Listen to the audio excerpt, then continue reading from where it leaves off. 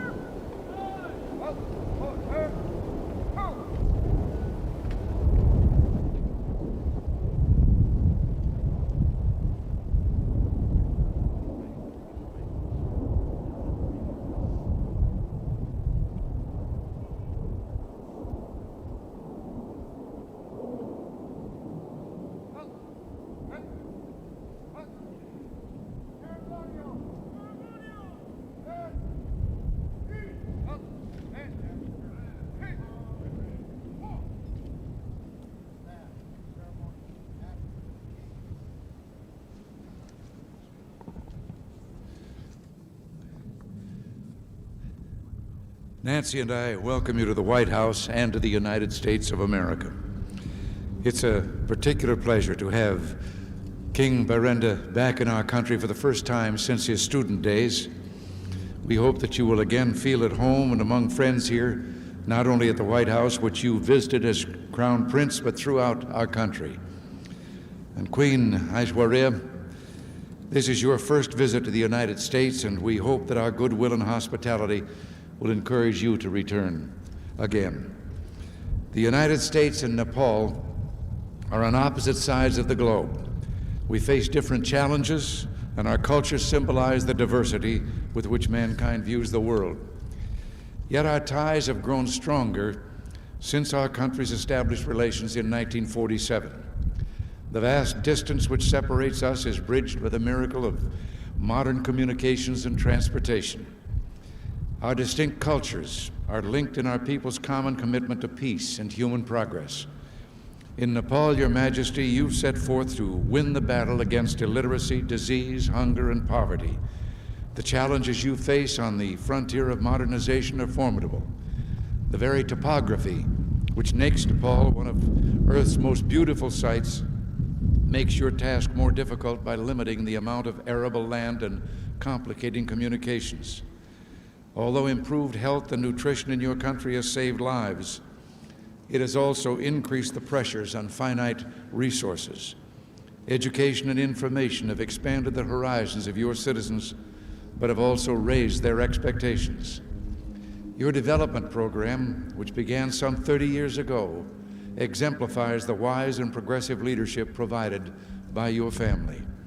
From your grandfather's decision to seek modernization down to the present day, your people have been blessed by something money cannot buy: wise leadership.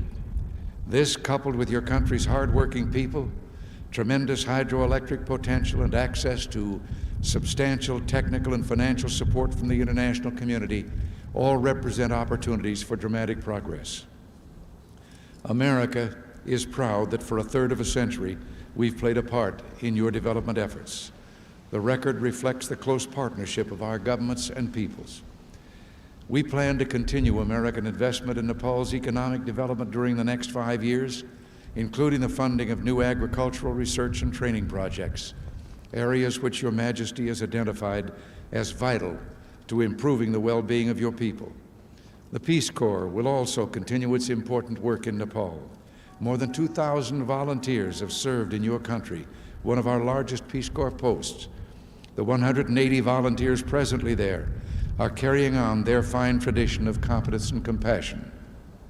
Your Majesty, you, your father, and your grandfather before you have been the architects of Nepal's efforts to build a better future. In the political arena, your reforms are enlisting public participation in identifying national goals, thus guaranteeing that your people have a stake in their future. The United States respects these and other initiatives Your Majesty is making to develop popular institutions consistent with the spirit of the Nepalese people. There is every reason to be confident that your goals of economic progress, political stability, and national security will be reached. America is happy to offer encouragement and support in these noble efforts. Your Majesty's moral leadership in condemning the Soviet invasion of Afghanistan is much appreciated here. We should not forget the heroism of the Afghan people in their fight for the freedom and independence of their country. We're also grateful for the courage your nation has shown in the cause of peace. Nepal has been willing to do more than just cast a ballot at the United Nations. It has volunteered its military personnel to serve in some of the world's most troubled areas, giving depth and meaning to Nepal's commitment to peace. The world needs more nations like Nepal, which are willing to help shoulder the burden of preserving peace as well as advocating it in world forums. Once again, Your Majesties, welcome to America. We look forward to getting to know you better as a means of enriching the deep friendship which has always characterized our relations.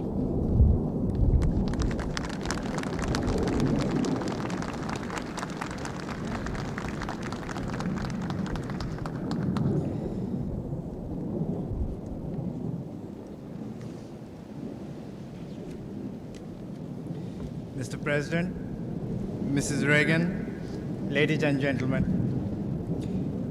I'd like to thank you, Mr. President and Mrs. Reagan, for this welcome ceremony and for the warmth with which my wife and I, along with the members of my entourage, have been received here.